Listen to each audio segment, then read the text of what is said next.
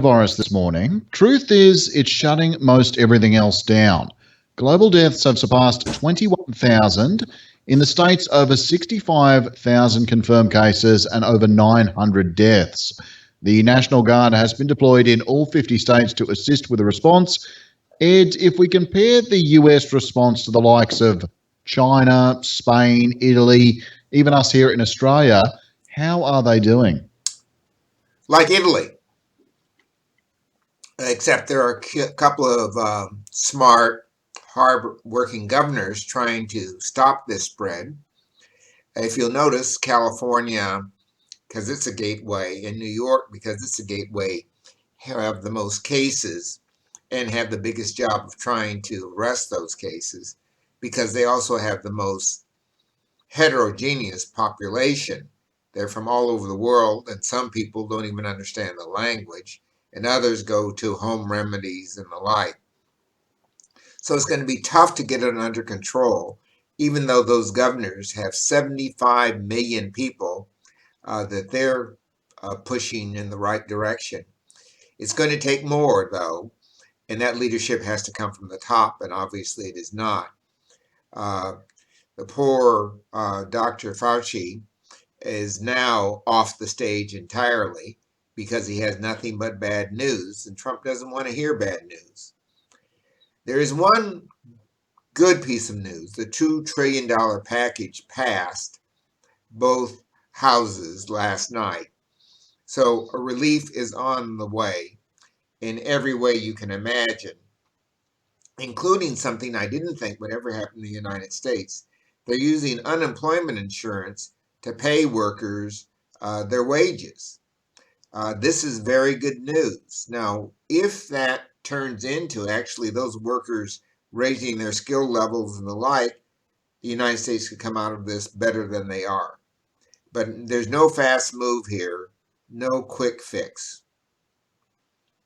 Trump wants the US out of isolation and back to work for Easter, prioritising the economy over saving lives from COVID 19. Now, in fairness, if the US economy tanks and we see this great big recession we've been talking about, a lot of lives will be lost to that as well. But Texas Lieutenant Governor Dan Patrick has gone as far as guilting senior citizens to be willing to put their lives on the line for their grandparents' future. Ed, you're a grandfather. Are you quite ready to march to the executioner's block on this one just yet? Not yet. And fortunately, we have better sense here in Australia. I think it's not just a matter of marching the executioner's block. We know that even 3-year-olds can get this disease. So this could be as bad as the Spanish flu across the world and actually change the world order. So it's not a simple matter of saying revive the U.S. economy if there's nothing there. Now, if we clamp down hard, there's a chance you could actually open up in June or July. I'd say late July. And that's better than having this disease ravage most of the nation. And Spain was so weak, they couldn't recover for a couple of decades. So the president, who has no sense, won't listen to doctors. But fortunately, the governors still have a lot of power, as they do here, and they have to fight this fight. Only 7 states are not fighting it, and Texas is one of them. But the mayors in Texas have stepped up, like Houston, Dallas, the big cities have stepped up. I think we're going to find leadership from the bottom, not from the top. Putting aside just how monstrously callous it sounds to say, well, we can just sacrifice, it's only 3%, we might as well just lose 3 in every 100 people in order to save the economy. I can think of no clearer way of the Trump administration coming forward and saying, we do not have control of this situation. We do not have control over either a health response or an economic response, than coming forward and saying, well, people are going to die, but this is what we're more worried about because we can't control this either. Well, that's almost philosophical, isn't it? The question here is, like in the First World War, where we knew a lot of people would die, didn't have the medicines and things to control that. Much like the plague, we knew a lot of people would die, didn't have the medicines like to control that. If we have a response that's that callous in these days, we'll never recover from it. So I think this issue has to be solved by common sense. We are not going up as fast in Australia because I think a lot of common sense is being applied. Some of the northern nations in Europe are not going up as fast because common sense is being applied.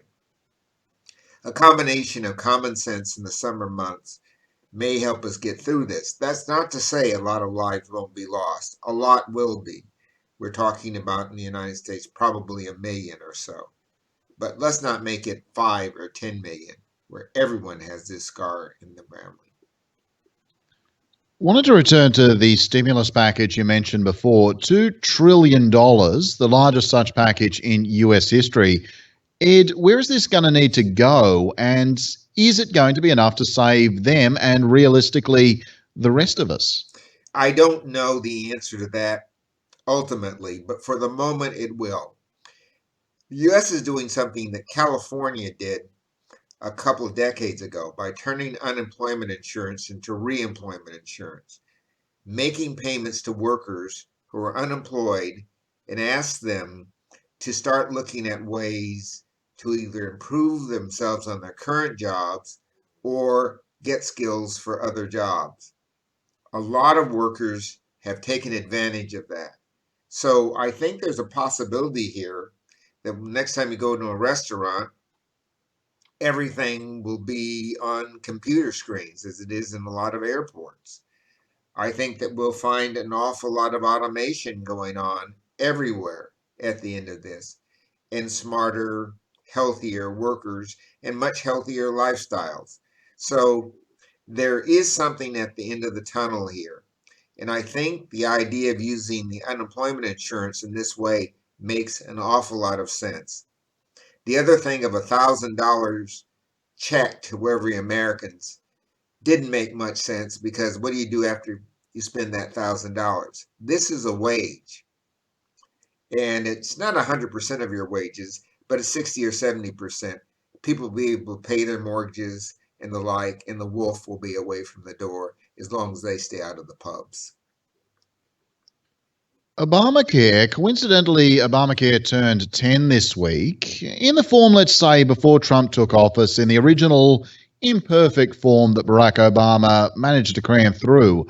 Just how well equipped do you feel it was to cope with this crisis? Very well, if you use managed care, very well equipped. And the states like California and Massachusetts, again, Pennsylvania with managed care, that is, the doctors operate out of large clinics or in group practices, allows them to be far more efficient and deliver far better care. I think managed care will be the move from this and the next thing that happens, because if you start talking about giving everyone who has a Medicare card health insurance, it will be through managed care. It will not be through individual doctors. So I think that's the new move in the United States. Uh, it'll be very similar to what we have here, and we're not turning back. You can call it Trump care for all I care.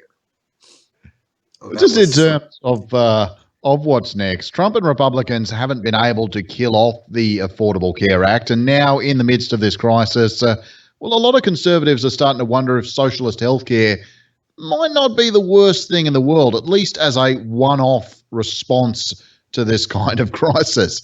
Let's say there's an opportunity to dump some of the cons. What changes do you think need to be made?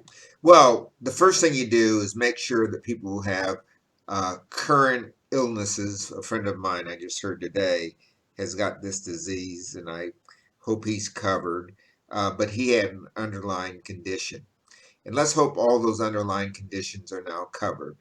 And the insurance companies become the second stage rather than the first stage, as we have here in Australia. That is, you have a health card you can take to any doctor, bulk billing, and then if you want some premium care above that, you get it through what we now call Obamacare. and you'll pay a premium for that. But since you cover everyone, the premium will be lightened. And if people fail to join, they will be fined at a rate that makes it more tolerable to join. I think that's where we're going. The United Kingdom has entered a 3-week lockdown over COVID 19, despite the fact they had a pretty lackluster response originally to the viral threat. Do you think we're going to see more lockdowns in other countries as this goes on? First place it has to be is the United States. And if the United States could rent a president, may even take the Prime Minister of Australia for a couple of weeks. I'm doing a bit of a flip in that direction right now because he's actually been pretty good listening to medical advice. And the Premier of New South Wales and the premiers of the other states cutting off the borders and things like this. These are precisely the measures that need to be taken in the United States. And if they're taken now, the damage will be light. We only have about a 1 to 2 week window where all the U.S. states have to be in lockdown. And the Tokyo Olympics are on hold until at least 2021. This is going to be a big blow to the Japanese economy, Ed. I don't think so. For a couple of reasons. One, the Japanese aren't building any really new facilities. Their last Olympics were not that long ago. So those facilities are in place. I visited those facilities. They're good. They kept them up. They've used them for other sporting. They've always had international games there and swimming and the like. I don't think they're building anything more than a few aquatic facilities in parts of the country that don't have them. So this is not what's affecting their economy. What will affect their economy is the fact that they are the biggest manufacturer of automobiles today. And those automobiles will not be rolling off the assembly line because people are not going to buy an automobile when they need to buy food. So I think the Japanese economy is suffering.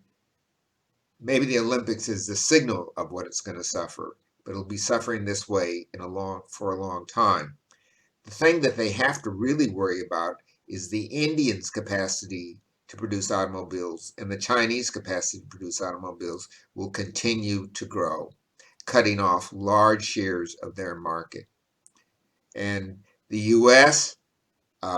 Automobile consumption is going down. A lot of young people don't even have driver's licenses.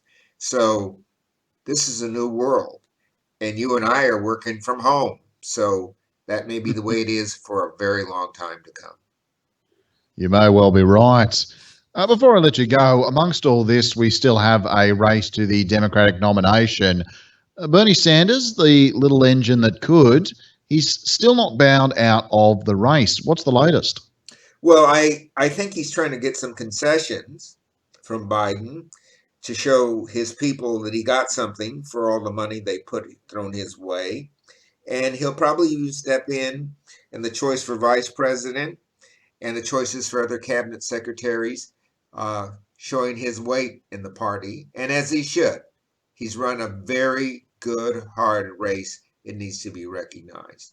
But Joe, please gargle, drink hot substances, stay away from everybody, including your own family. Don't do anything between now and November. You'll be president. Don't even campaign. Well, actually, just as a final point, I mean, Trump's own response to this crisis, health-wise and economically, may damn him, but we still have many months to go. Would it be fair to say Joe Biden is trying to wrap his head around running a presidential campaign in these current difficult circumstances? Yeah, right now it seems unseemly to be campaigning for the presidency. But remember, there's the Bloomberg money. And I'm hoping that Bloomberg and Joe are getting together and even using this crisis as a vehicle to shape ads and things like this. But right now, it's unseemly. Americans have to come together, not be split apart. Ed, I hope you are staying safe in the midst of all this crisis. We'll be likely talking remotely again next week. I think for many weeks to come. Take care, man. Take care. Just stop the recording there, mate. Thanks.